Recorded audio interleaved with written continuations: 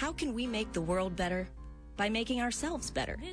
The Dr. Joe Show explores how you can make positive personal change by using his groundbreaking and highly effective I Am approach to understand who we are and why we do what we do. Your small changes can have big effects. Join us now for the Dr. Joe Show with Mark Stiles of Stiles Law, Thomas McCoy, and your host, Dr. Joe Schrand.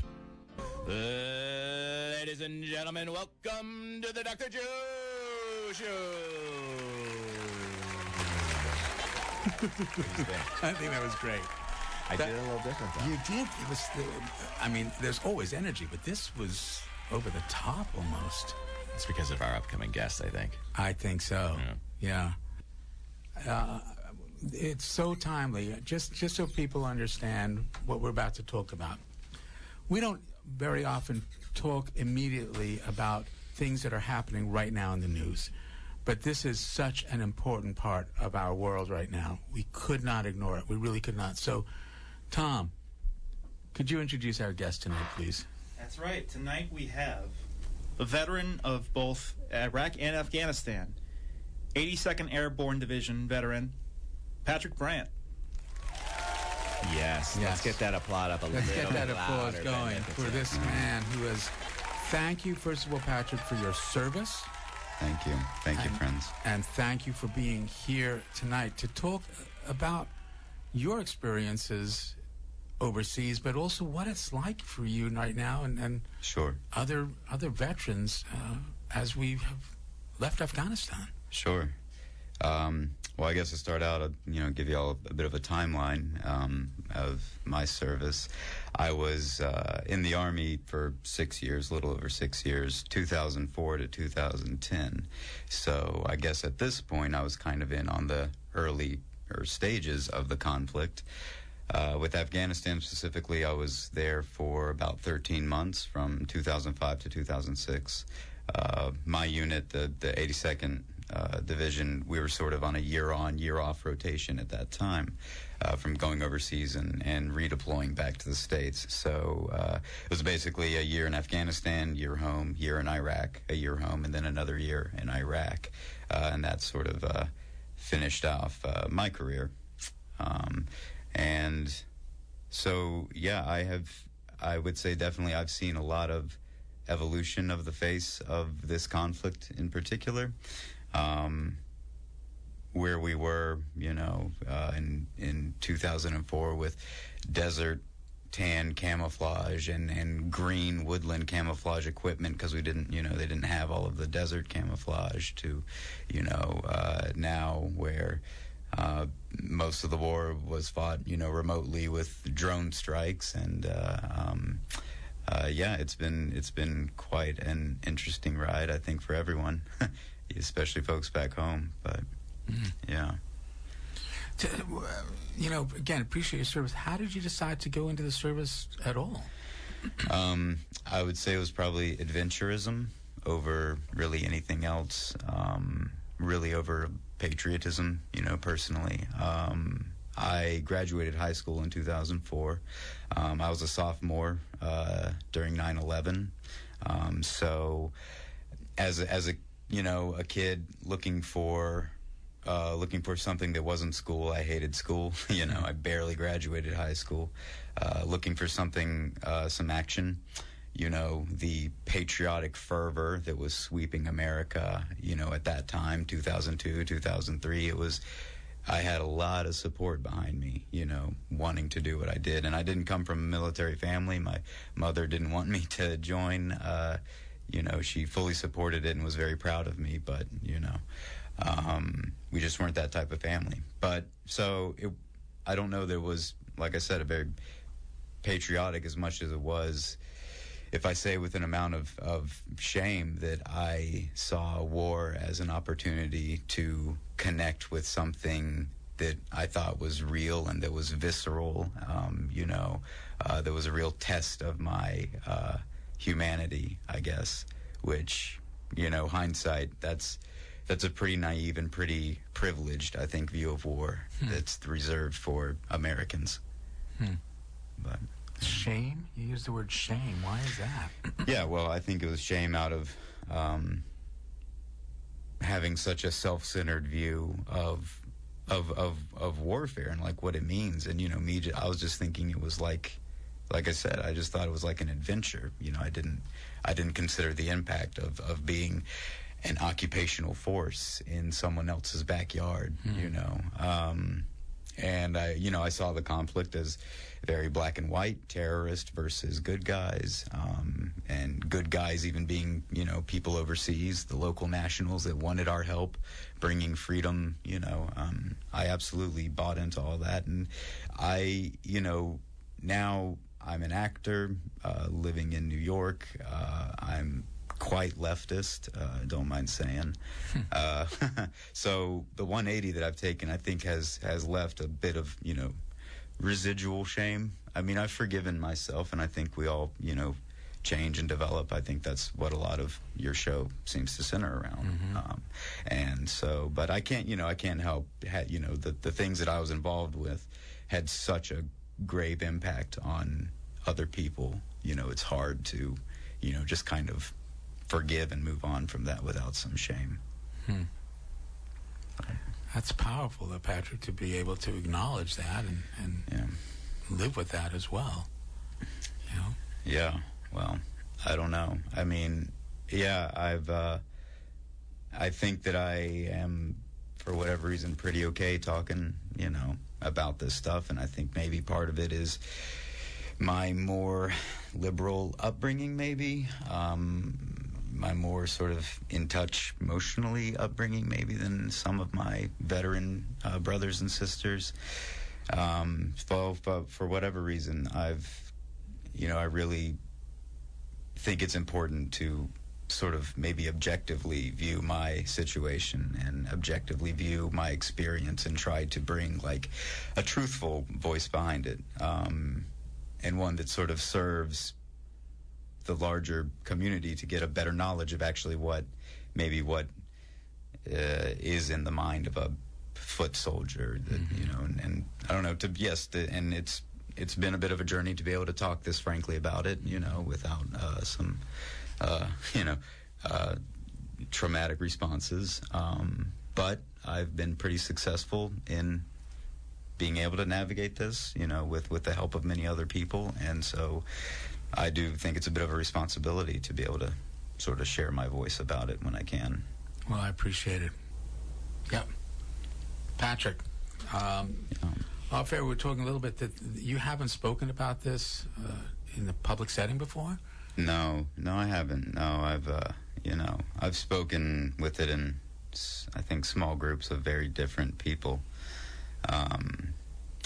When I got out of the Army, I went to school in a private liberal arts college, a Quaker college, that had a giant sign in front of their little lounge area. It said, war is not the answer, and which at the time, I sort of not got offended by, but it sort of kind of made me hold my breath a little bit, like how accepting, will people be here? And as a 25-year-old talking to 18-year-old fellow students, that just, the first question out of your mouth is, well, did you kill anyone? And sort of talking from that point, down to a point that I kind of wanted to make, to kind of, but yeah, talking with them, I've talked with rooms full of communists about my experiences, but yeah, never in quite the public sphere like this. So, yeah, I definitely appreciate the opportunity. Well, so do we. And for those folks who know the Dr. Joe Show, we talk about the I am approach, how, people are always doing the best they can. It's your current maximum potential to change in the very next second to another best you can. And I think one of the most difficult things to comprehend in the I am is war. And what it really means. How can countries be at an I am and be at war? But it is part of their I am. If they don't like it, they can change it. How do you understand war now? Yeah, from the Americans' perspective, I think I understand war through I guess I would put it the same way I understand our, love of hamburgers.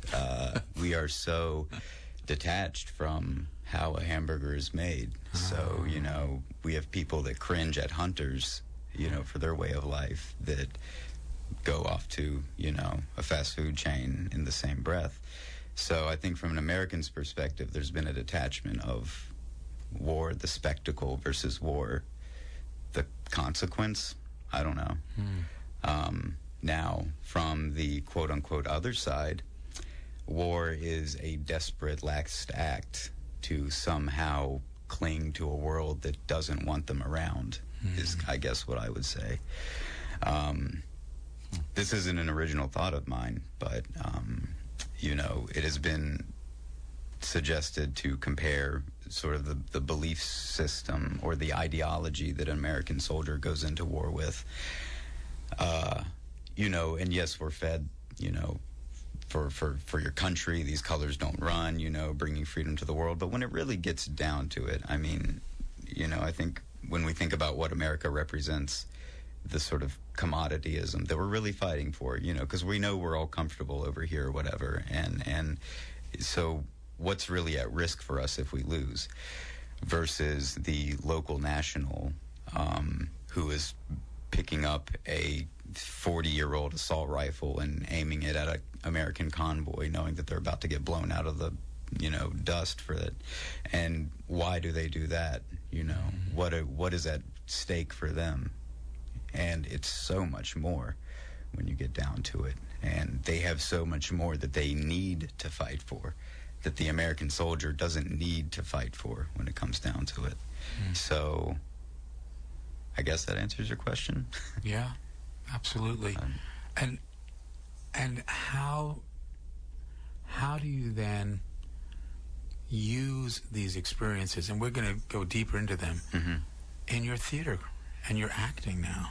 Because just so people know, full disclosure, I met Patrick just about a week ago or so, maybe even less, watching him at Stella Adler School of Drama in his graduating performance, and it was brilliant. But you played a character that was a particular type of person. Right, you want to just describe that just for a moment? Yeah, well, so the play centered around two couples, and this is a contemporary play. Two couples, a conservative couple and a liberal couple, and through some situations, basically they end up having to come together because there is a intravenous baby that has been swapped, and so one couple is raising the other couple's child, essentially. Right. And it's about coming to terms with, these sort of American archetypes, and I played the conservative male, a redneck from Ohio, essentially. So yeah, I don't, my experience as it relates to my work as an actor, they're inseparable. From the school I went to, Stella Adler Studio of Acting, their mission statement is growth as an actor and growth as a human being are synonymous. So in order to grow and to really bring the respect to the craft that an actor needs, you need to grow as a human, and then you need to empathize with people that are not you, and you need to be able to bring truth to their story. My experiences in the Army surely exposed me to a lot of different people, people that I served with. I mean, my gosh, there is no stereotype of the American soldier. There are video game nerds just as much as there are, football stars and everything in between, and men and women, and all sorts of gender identities and sexual identities. Anything under the sun is in a uniform right now. So that was an aspect, the local nationals that we interacted with, I did not know any of their language, and, building a rapport based on hand signs and rudimentary, communication, finding the humanity in there and finding the very similar, facial expressions and hand gestures and everything. And even in my enemy, I had to empathize with my quote-unquote enemy I felt like I deserved being on the battlefield. I guess that's the best way I could describe it. You deserved being on the battlefield? What do you mean? Yeah, that was a real stream of consciousness thing just there. I think what I meant was, what I was talking about earlier, like that it wasn't just a video game. Right. That, because, back then I reasoned it that, well, he or she, made the decision to fight for their country on this battlefield, and so did I. Mm-hmm. And so I have to start with that sort of mutual respect about this person, that they're showing up with a lot less support than I'm showing up with. And if I don't respect that, I mean, practically, if I don't respect that, you're kind of dead. Mm-hmm. But I think if I didn't respect that, then I would feel like an animal out there. But I think that's a powerful insight that I don't think many people have considered. Yeah. The mutuality of being in the armed forces as a soldier on both sides, both fighting for something you believe in. Yeah. I think it was a lot easier to find that when we had, uniformed enemies, when we had people that looked like us that were on the other side, that were fighting for similar reasons. But I think when we started getting into, counterinsurgency, if you will, particularly Vietnam and through this war, that I think it became easier to sort of dehumanize and detach ourselves from these people that, very, not unlike, in the Revolutionary War era where, we celebrate our patriots for fighting like the indigenous people fought and going against the rules of war, and the British officers were looking down at us like, how dare we, break these time-honored traditions of, not shooting officers and that sort of thing. And it's really flipped its script to where now we're the people that, or at least a lot of us believe that, these savages are just, running amok and just can't play with everyone else nicely or something.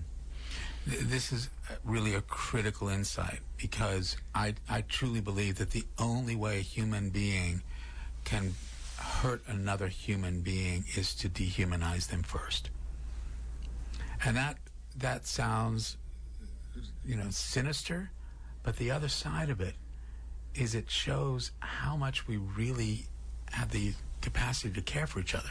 The only way we can hurt someone is to make them not human. What does that really say about us as human beings?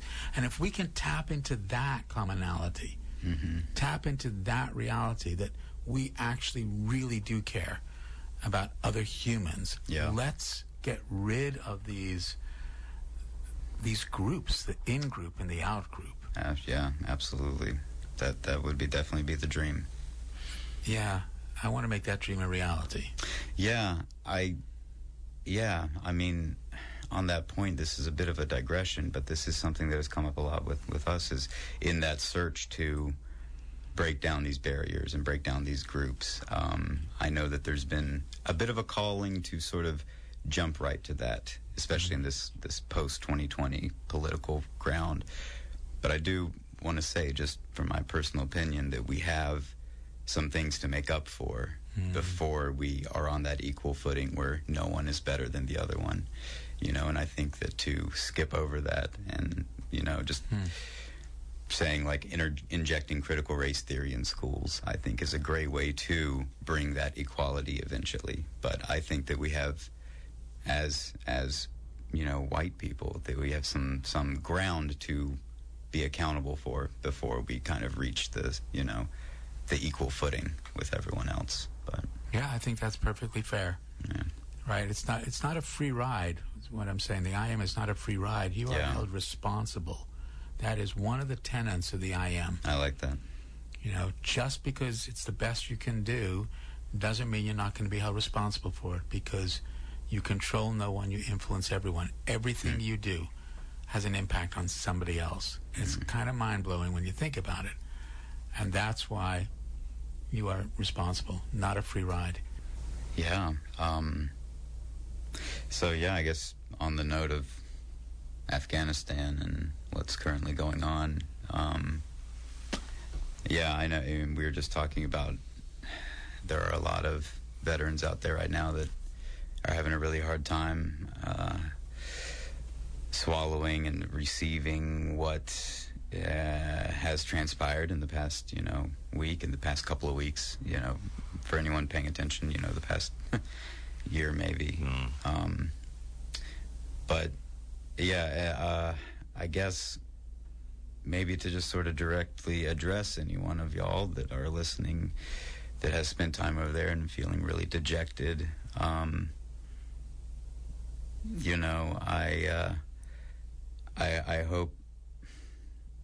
hope you are finding solace in knowing that whatever level you were on, that wasn't the level that resulted in where we are today. And that, in a lot of ways we are asked to be cops over there, and soldiers are not cops. We were asked to build relationships with communities and people during deployments that lasted from 6 months to a year, and then we were ripped out of those areas of operation, and brand new people were brought in to start the process all over again. I know that there were a lot of people that made some really close friendships in a very short amount of time with locals, with their own, soldiers, and I guess I don't know what else to tell you except that you just got to know why you were over there the moment you were over there with, and you're capable of change every day, and I think you will find that if you talk that most of the nation is still behind you, however they feel about the war in general or anything. And I don't want you to feel like you're an outcast right now at all. And I don't want you to feel like you're alone at all. And I know those can be pretty empty words. I'm also trying really hard not to cuss right now because it's come so naturally when I feel like I'm talking to a soldier. But people do have your back, and people do want to help, and people do know that we're in pain right now, and a lot of people are in pain right now, and a lot of people are disappointed. So reach out to those people, those veteran brothers and sisters that you haven't in a couple of years, and I guess you probably know there's not a whole lot more I can say about that to you right now, but I do love you, and I'm there for you. So thank you, Patrick. We are very grateful. Very grateful. You mentioned Vietnam, and this war may have been like Vietnam, but the way we are treating the people coming back, I hope, will not be the same, and is not the same. Oh, absolutely. We absolutely are grateful for what you have done.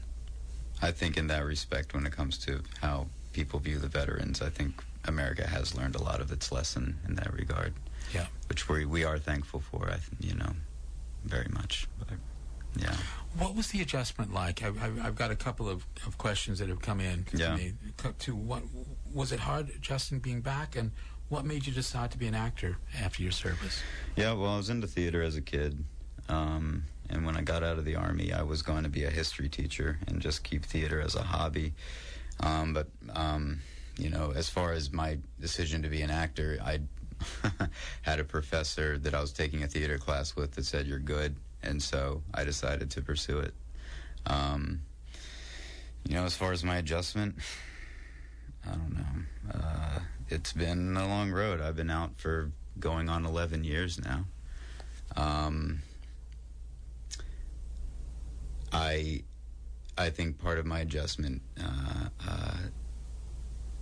ties into the people that I was surrounded by, and the people that showed me what I've come to know as radical love. People that, were my friends, that thought differently than me, that wanted me to see the potential inside me, and came at that from a perspective of they want me to change because they love me, and they see that in me, as opposed to a condemnation of anything. I've just been very fortunate with the support that has surrounded me. I think, most of my life. And I gotta say that's probably been the key to my transformation, that a lot of veterans just don't have access to. Does the soldier or the veteran ever leave you? I mean, or is that always going to be part of you? It's a part of me every minute of every day. Yeah. Absolutely, it's inseparable. Maybe some of that has to do with the amount of time I was in. 6 years is a relatively significant time, to have that way of life, and being in that, my formative years, 18 through 24, heavily ingrained in me. And that's not necessarily a negative thing, I found, I appreciate the certain amount of situational awareness it has given me in any day. I know that can be a source of anxiety for a lot of people, that can't shake that sort of paranoia, when it comes over to that. So, again, my support system has been really great in helping me manage the quote-unquote soldier in me versus everything else. But. We have a few minutes left.